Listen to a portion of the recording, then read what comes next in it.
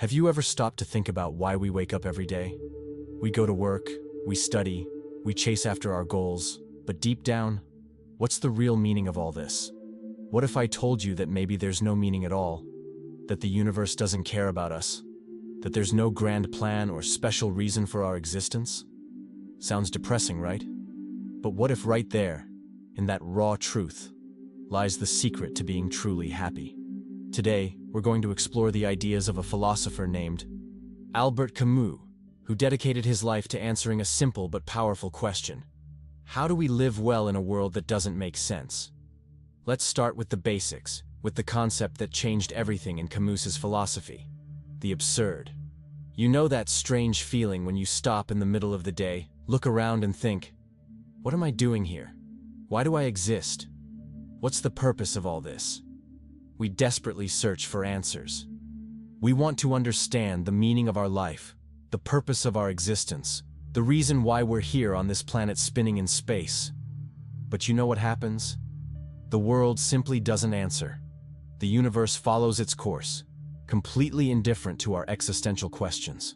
The stars keep shining, the planets keep spinning, the galaxies move through space without any concern for your questions.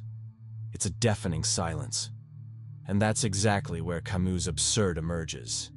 This fundamental conflict, this impossible tension between our deep human need to find meaning and significance, and the absolute and total silence of the universe that surrounds us.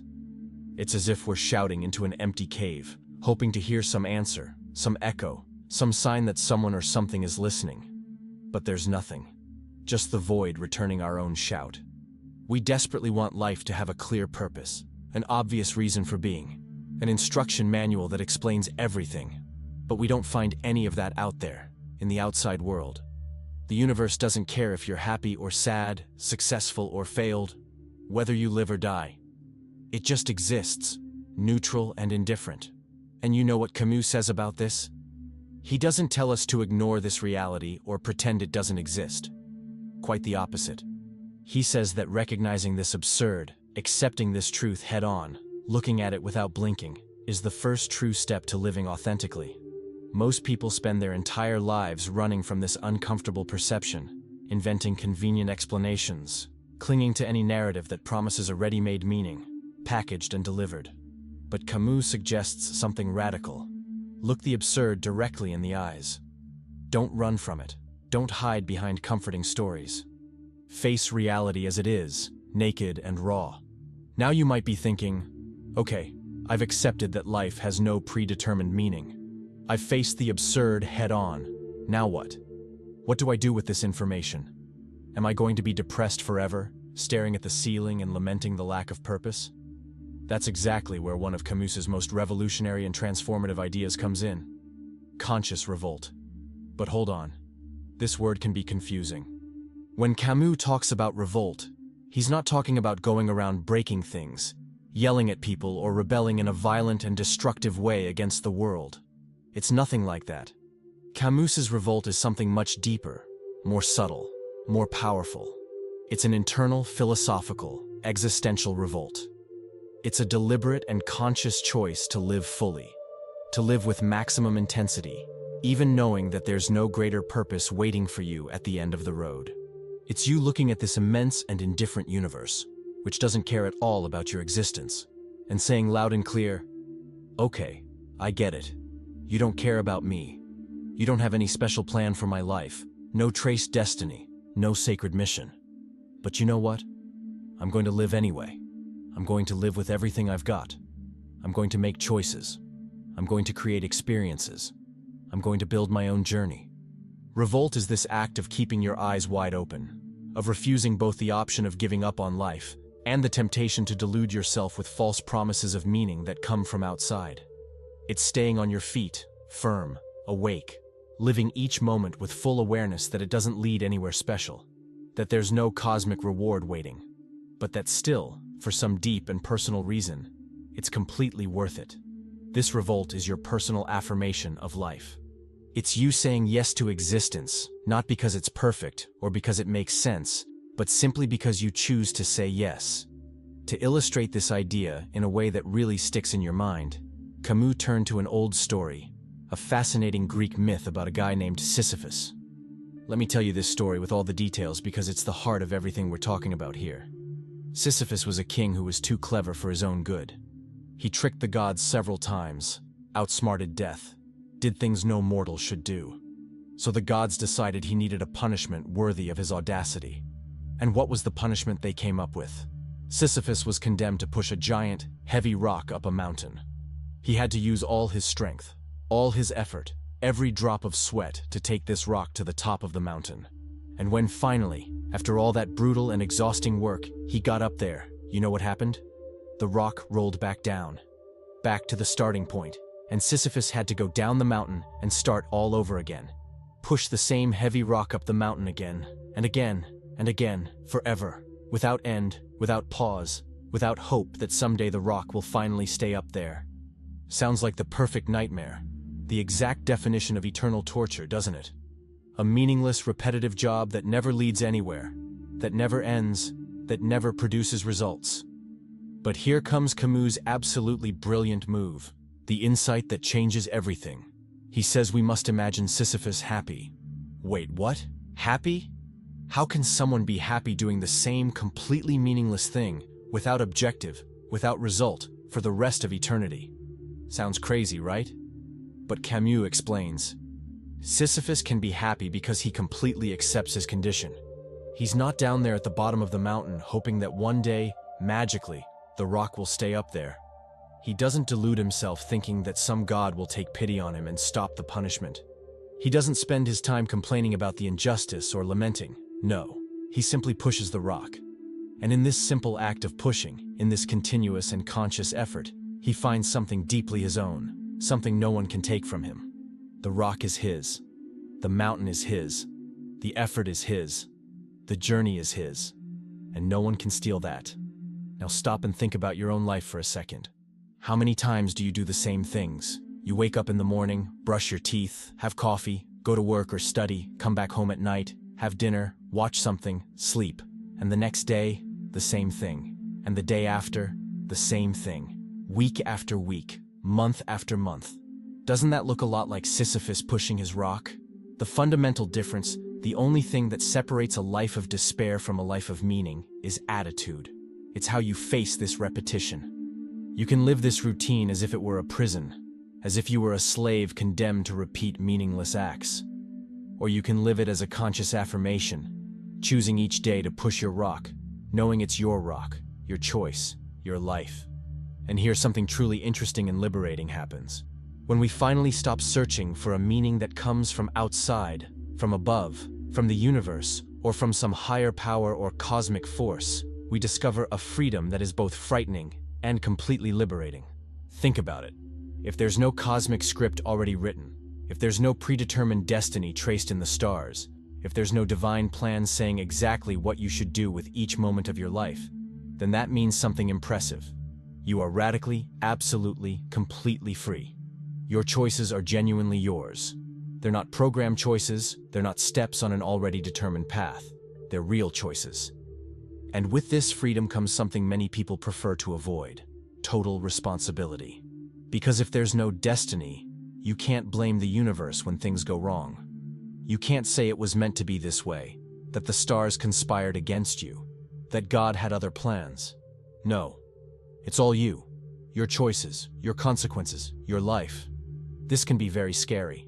Some people spend their whole lives avoiding this responsibility, preferring to believe that someone or something up there is in control, because it's more comfortable, more secure.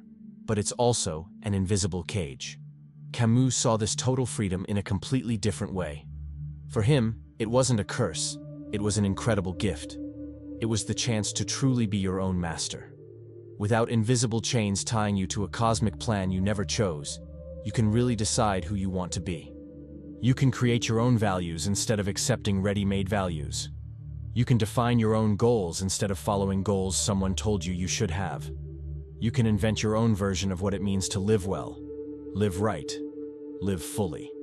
It's as if you were thrown onto a stage without a script, and instead of panicking, you realize, this means I can improvise. I can create my own play. I can be my own screenwriter, director, and lead actor. But okay, you have all this freedom. Now what? How do you use this in practice? Camus had a very clear and very beautiful answer. Live in the present with everything you've got. He valued immediate, concrete, sensory, physical experience tremendously. For him, what matters isn't the big abstract theories about the meaning of life, but rather that real moment when you feel the warmth of the sun touching your skin, the incredible taste of a ripe, juicy, sweet fruit, the relaxing and rhythmic sound of ocean waves hitting the beach, the genuine laugh of a friend who understands you. These simple things, these common experiences that most people completely ignore because they're always thinking about the next appointment, the next goal, the distant future. Camus grew up in Algeria, right near the Mediterranean Sea, and he never stopped talking about the sea, about the intense light of the Mediterranean sun, about the vibrant nature around. It wasn't silly nostalgia or cheap romanticism. It was a complete philosophy based on a simple but profound perception. These sensory experiences are real in a way that no abstract theory ever will be. They're immediate, undeniable, present. You don't need any philosophy degree to understand the pleasure of diving into cold water on a hot summer day. You don't need to read sacred books to appreciate the taste of a well-made meal shared with people you love. You don't need to have a cosmic purpose to feel joy when you hear music that moves you.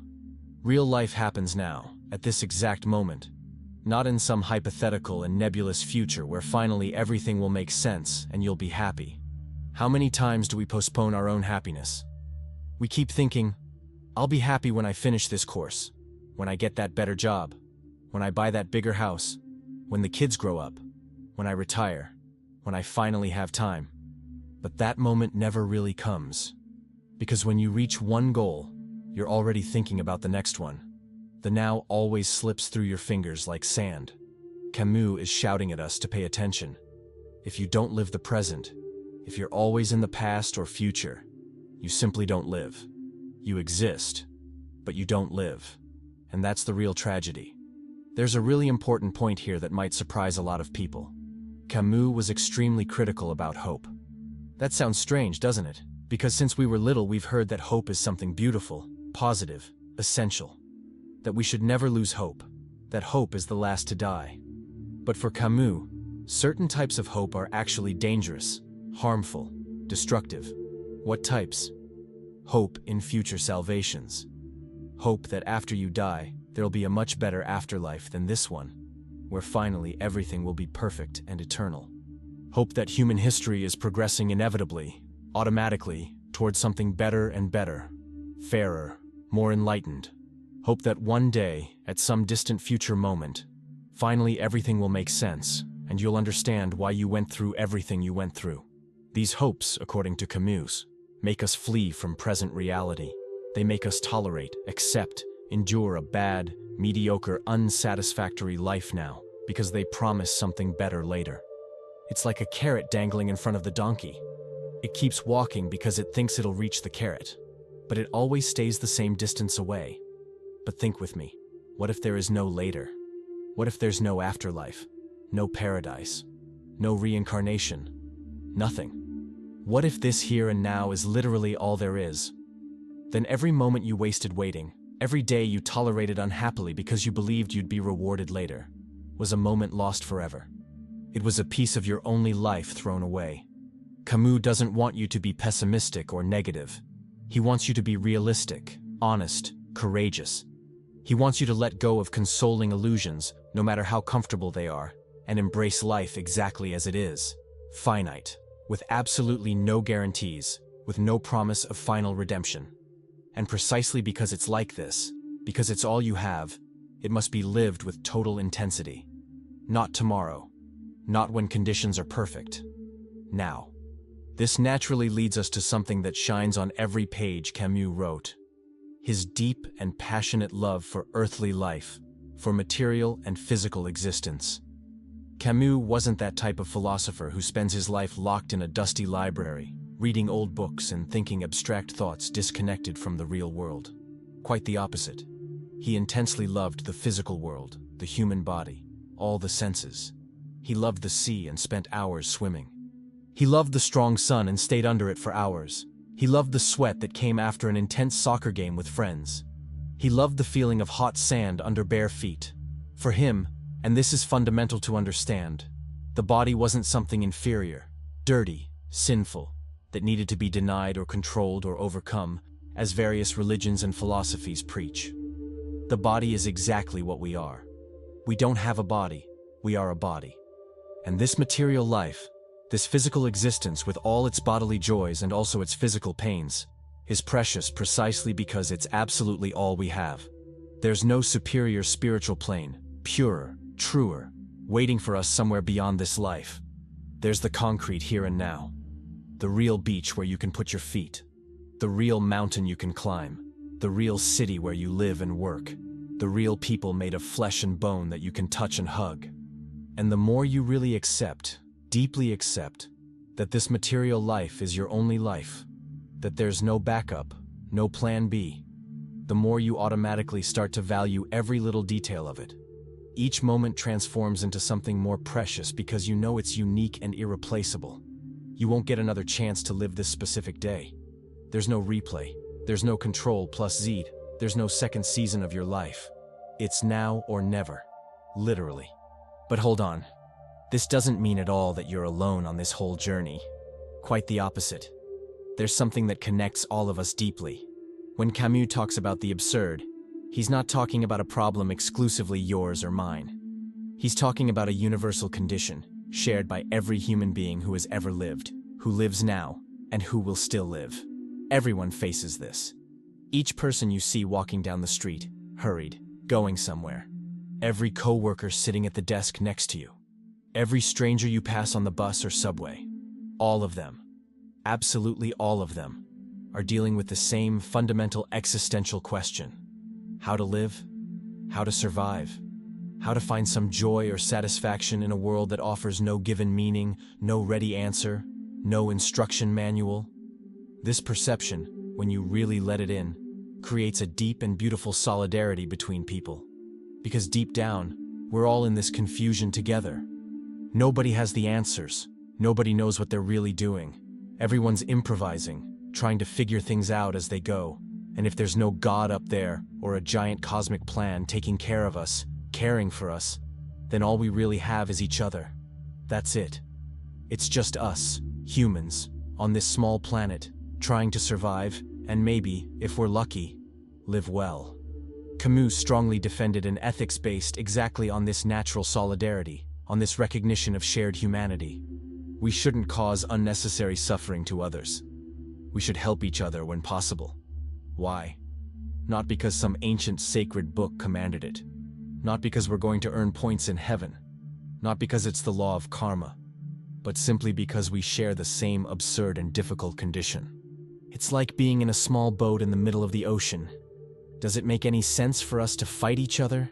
Sabotaging ourselves? Trying to throw each other out of the boat? Or does it make much more sense to row together, share resources, take care of each other, increase everyone's chances?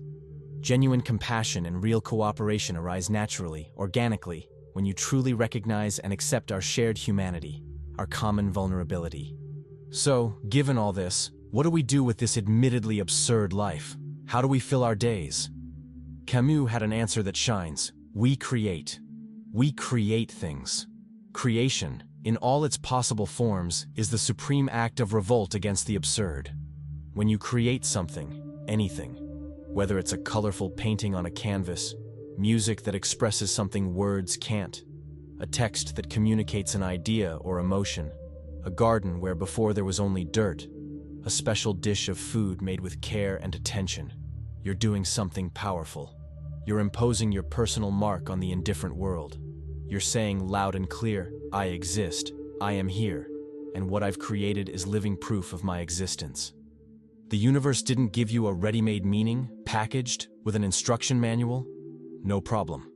You manufacture your own meaning. You build significance with your own hands, your own brain, your own effort.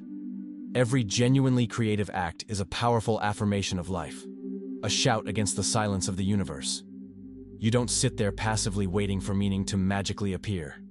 You get up and actively build that meaning, brick by brick. And here's something important. This applies to absolutely anything, not just art in the traditional sense. Creating good relationships with the people around you, relationships based on trust and mutual respect, that's creation. Solving complex problems at your work, finding solutions no one had thought of before, that's creation. Cooking a meal with care and attention, thinking about who's going to eat it, that's creation. Educating a child, helping them grow and understand the world, that's creation. Organizing your space in a way that works for you, that's creation. Literally everything you do with real intention, with total presence, with full awareness, is an act of building meaning where before there was absolutely none. You take the cosmic void and fill it with something of yours, something unique, something that wouldn't exist if you hadn't existed. But pay attention here because there's an important nuance. Camus absolutely wasn't in favor of living without any limits, of simply doing whatever comes to mind, of giving in to every impulse. He talked a lot, constantly, about something called measure, about finding balance. He deeply admired what he called the Mediterranean spirit, that ancient wisdom of the cultures that grew around the Mediterranean. Not too much one way, not too much the other, always seeking the middle ground. It's not about completely renouncing all pleasures and living like an ascetic monk in a cold cave, but it's definitely also not about destroying yourself in constant excesses, burning both ends of the candle until there's nothing left. It's about finding that sweet spot in the middle. You can and should enjoy pleasures, but without becoming a slave to them, without letting them control you. You can have ambitions and work hard for them, but without literally killing yourself in the process, without sacrificing everything else. You can feel emotions intensely, you can allow yourself to feel deeply, but without completely losing control, without drowning in emotions. This practical wisdom, this search for balance, is absolutely essential for the absurd happiness that Camus proposes. Because think about it, if you burn out quickly, if you destroy yourself in excesses, the game is over. That's it. There's no more life to live. The whole idea is to be able to sustain a full, rich, intense life for as long as possible. It's like that comparison with the marathon runner. It's absolutely no use sprinting in the first 100 meters, spending all your energy, and then passing out completely exhausted. You need to find your personal rhythm, your own unique balance, and maintain that rhythm. Life isn't a 100-meter sprint. It's a long marathon, sometimes exhausting. And you need to learn to pace your energy, your passions, your efforts. One thing Camus absolutely rejected, with all the force of his philosophy, was this idea of putting yourself in the role of life's victim. Yes, he completely acknowledged, life is absurd. Yes, it's deeply unfair that we didn't choose to be born, that we didn't receive a detailed instruction manual on how to live, that in the end, everything inevitably ends in death. All of this is true. It's unfair. It's difficult. But you know what Camus would say about that? So what? Eternally complaining, lamenting, crying, blaming the cold and indifferent universe for your condition doesn't change absolutely anything about the real situation. And even worse, it robs you of your human dignity, takes away your personal power. Camus firmly believed we should keep our heads held high, with dignity and strength, even in the face of the most brutal absurd. We're not passive victims being pushed from one side to the other by the forces of destiny. We're active confronters, agents of our own life. We consciously choose our attitude. There's a thinker named Viktor Frankl who survived the Nazi concentration camps and said something very similar. The last human freedom, the one that no one can take from you under any circumstances, is the freedom to choose your attitude in any situation. They can take everything from you, literally everything, but they can't decide how you'll react internally. Camus would totally agree. You may not control what happens to you, the external circumstances, the events that life throws your way. But you always control how you respond to it. And that response, that attitude you choose, ends up defining who you really are as a person. It's not what life does to you that defines you, but what you do with what life does to you. And then there's love, this beautiful and complicated mystery. Camus didn't see romantic love or any kind of love as the final and definitive answer to all the problems of existence. It wasn't like, oh, if you find true love, everything will be resolved and make sense. It's not like that. But he saw love as one of the most valuable and meaningful experiences that make life deeply valuable and worth living. And here's something interesting. Loving someone is absurd too. When you really think about it, there are absolutely no guarantees. The person you love could leave you tomorrow, could change completely, could fall in love with someone else, could die in an accident. Nothing is guaranteed, nothing is eternal, nothing is safe. But you know what's incredible? It's precisely this total fragility, this extreme vulnerability that makes love so precious and meaningful. If love were guaranteed, if it lasted forever automatically without any effort, if it were something solid as rock that never changes, it would lose exactly what makes it special. It's because love can end, because it's temporary, because it's fragile, that each shared moment really matters deeply. It's because it's vulnerable and risky that it's intensely real. Loving, in Camus' view, is fundamentally an act of tremendous courage. It's deliberately choosing to connect with another imperfect human being, knowing very well that it will probably hurt at some point, clearly knowing it's temporary and will eventually end, knowing for sure that there's no guaranteed happy ending like in fairy tales. But even knowing all this, even with all these obvious risks, you choose to love anyway.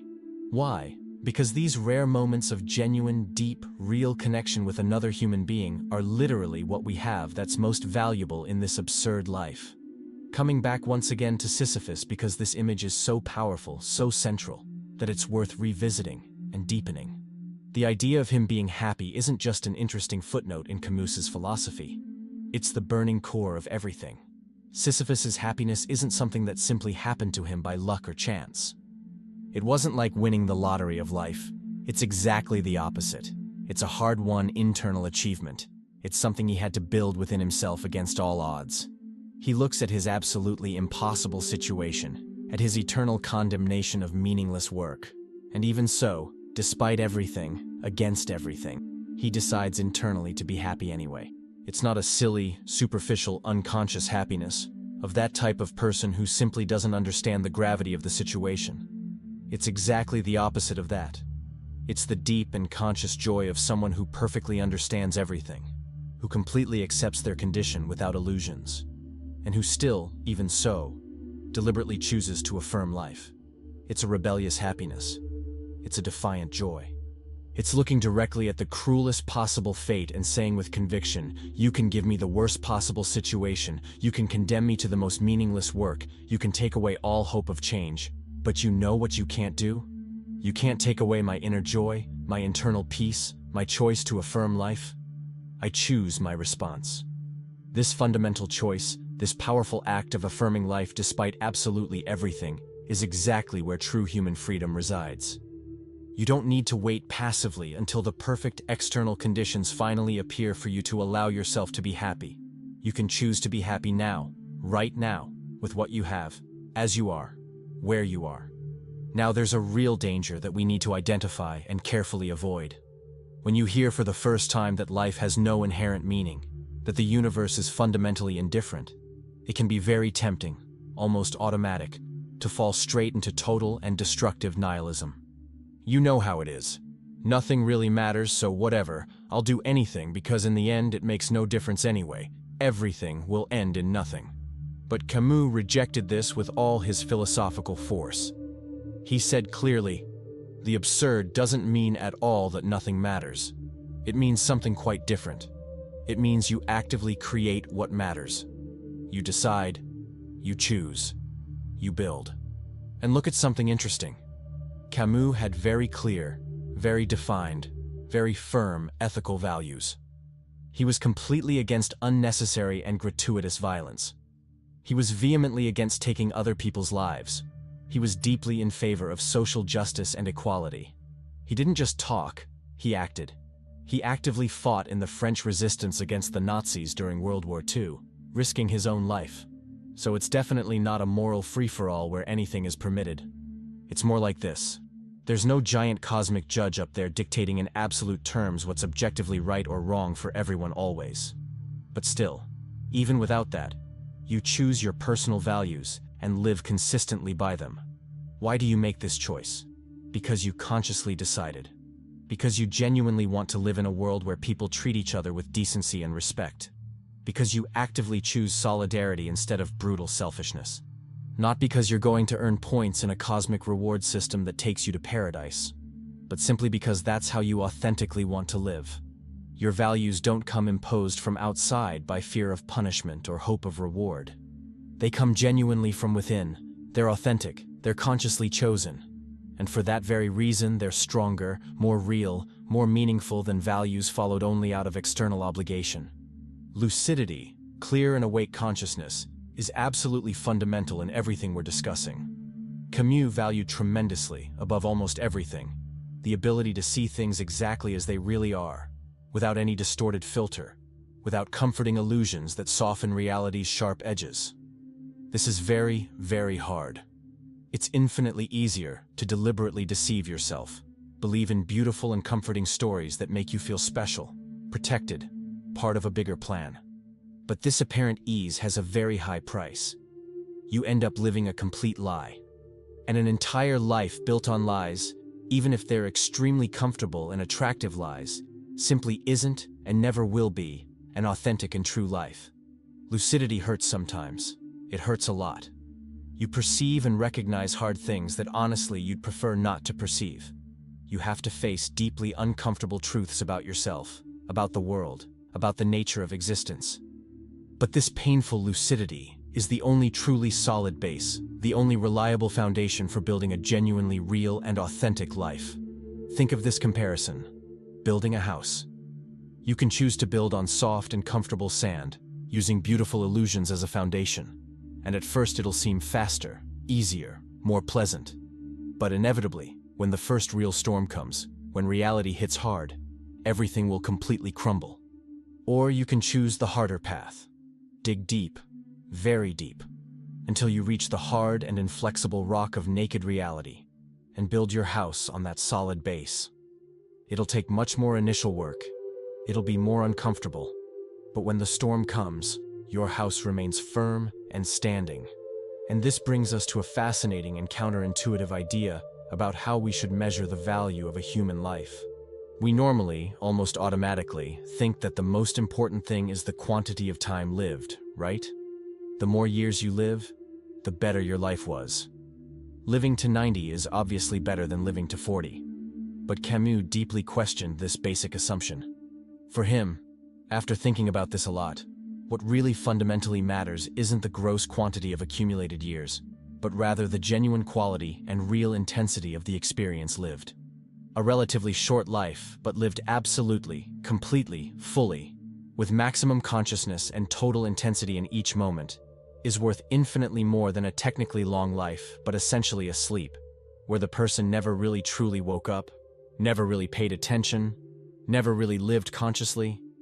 It's genuinely better, more valuable, more meaningful to live, say, 40 years truly awake, experiencing each moment with total presence, than to live 80 or 90 years essentially on autopilot, letting life simply happen while you watch passively.